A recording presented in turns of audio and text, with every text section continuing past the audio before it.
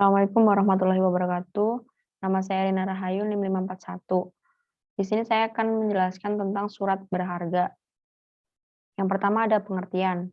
Surat berharga adalah sebuah dokumen yang memiliki nilai uang yang diakui dan dilindungi oleh hukum untuk kepentingan transaksi perdagangan, pembayaran, penagihan, atau jenis lainnya. Selain digunakan sebagai alat pembayaran, fungsi utama surat berharga adalah sebagai surat legitimasi karena surat berharga tersebut adalah panduan bagi pemegang surat yang dianggap sebagai pihak yang dapat melakukan atau memiliki hak tertentu. Nah, surat berharga ini disebut pula sebagai commercial paper karena menjadi objek transaksi komersial di samping sebagai alat pembayaran pengganti uang tunai. Yang kedua ada unsur dan fungsi. Unsur dan fungsi ini terdapat dalam bab 6 dan 7 KUHD. Fungsi surat berharga secara umum dibedakan dalam yang pertama ada surat sanggup membayar atau janji untuk membayar. Dalam surat ini penandatanganan berjanji atau menyanggupi membayar sejumlah uang kepada pemegang atau orang yang menggantinya, termasuk bentuk ini adalah surat sanggup. Yang kedua ada surat perintah membayar. Dalam surat ini, penerbit memerintahkan kepada tertarik untuk membayar sejumlah uang kepada pemegang atau penggantinya, termasuk dalam bentuk ini adalah surat wesel dan cek. Yang ketiga ada surat pembebasan uang. Dalam surat ini, penerbit memberi perintah kepada pihak ketiga untuk membayar sejumlah uang kepada pemegang yang menunjukkan dan menyerahkan surat ini. Termasuk dalam bentuk ini adalah kwitansi atas rujukan.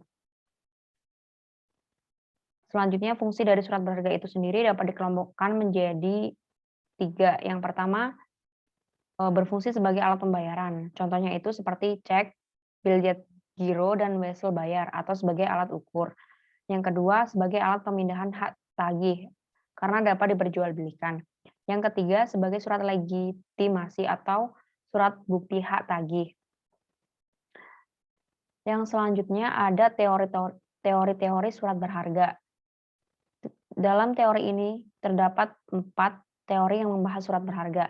Yang pertama ada teori kreasi atau penciptaan. Menurut teori ini, yang menjadi dasar hukum mengikatnya surat berharga antara penerbit dan pemegang adalah pada pembuatan menandatangani surat berharga itu. Namun, pernyataan sepihak dengan tanda tangan saja tidak mungkin menimbulkan perikatan. Untuk itu, agar supaya timbulnya perikatan, namun pernyataan sepihak dengan tanda tangan saja tidak mungkin menimbulkan perikatan. Untuk itu, agar supaya timbulnya perikatan harus ada dua pihak yang mengadakan persetujuan, sebab tanpa persetujuan tidak akan mungkin ada kewajiban. Nah, yang kedua ada teori kepantasan. Teori ini menyatakan bahwa penerbit yang menandatangani surat itu tetap terikat untuk membayar kepada pemegang, meskipun pemegang yang tidak jujur. Yang ketiga ada teori perjanjian. Menurut teori ini, dasar hukum yang mengikatnya surat berharga antara penerbit dan pemegang adalah surat perjanjian yang dibuat oleh kedua belah pihak, yaitu penerbit yang menandatangani dan pemegang pertama yang menerima surat berharga itu. Yang ketiga ada teori perjanjian. Yang ketiga ada teori kepantasan. Teori ini menyatakan bahwa penerbit yang menandatangani surat itu tetap terikat untuk membayar kepada pemegang, meskipun pemegang yang tidak jujur. Lalu ada teori perjanjian. Menurut teori ini, dasar hukum yang mengikatnya surat berharga antara penerbit dan pemegang adalah surat perjanjian yang dibuat oleh kedua belah pihak, yaitu penerbit yang menandatangani dan pemegang pertama yang menerima surat berharga itu. Yang terakhir ada teori penunjukan. Menurut teori ini, yang menjadi dasar hukum mengikatnya surat berharga antara penerbit dan pemegang yaitu perbuatan menunjukkan surat berharga itu kepada debitur. Debitur pertama adalah penerbit, oleh siapa surat berharga itu disuruh dipertunjukkan pada hari bayar. Saat itulah timbul perikatan dan penerbit selaku debitur wajib membayarnya. Namun, teori ini tidak sesuai dengan fakta karena pembayaran adalah pelaksanaan dari suatu perjanjian atau perikatan. Dengan demikian, perikatan tersebut harus sudah ada terlebih dahulu sebelum pelaksanaannya. Yang terakhir ada macam-macam dan syarat-syarat formil surat berharga. Nah, di sini surat-surat berharga dalam perdagangan ada banyak macamnya. Di antaranya adalah wesel, cek accept, promise, konosemen, sertifikat bank, obligasi, surat andil, cek perjalanan, wesel dengan domisili, akseptasi atau pengakuan, dan endorsement. Yang pertama ada wesel dan promes. Wesel merupakan suatu perintah pembayaran yang diberikan oleh penarik kepada yang kena tarik yang harus melakukan pembayaran itu kepada pemegangnya. Syarat-syarat yang ditentukan dalam pasal 100 KUHD antara lain kata wesel harus jelas tertulis pada kertas tersebut. Yang kedua, perintah yang tidak bersyarat dapat membayar sejumlah uang yang telah ditentukan. Yang ketiga, nama orang yang harus membayarnya. Lalu ketentuan tanggal pembayaran. Yang selanjutnya ada ketentuan tempat di mana pembayaran harus dilakukan. Ada nama orang yang harus menerima uang. Ada tanggal dan tempat surat wesel tersebut ditariknya. Dan juga tanda tangan yang mengeluarkan wesel atau penarik.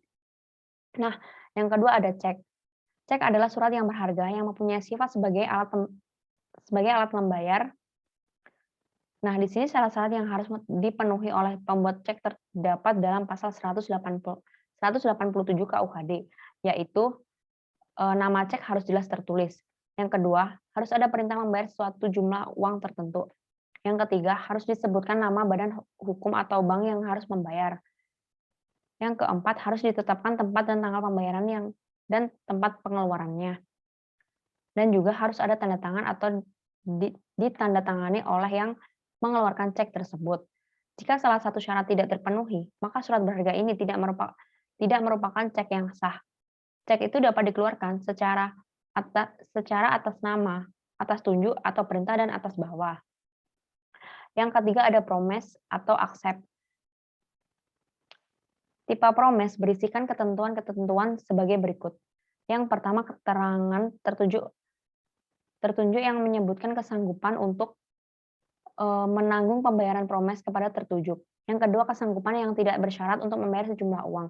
Yang ketiga, penerapan bagi bayarnya.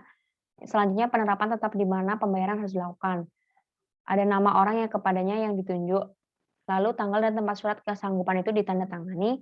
Dan yang terakhir, tanda tangan orang yang mengeluarkan surat. Nah, yang keempat ada kwitansi pada pembawa.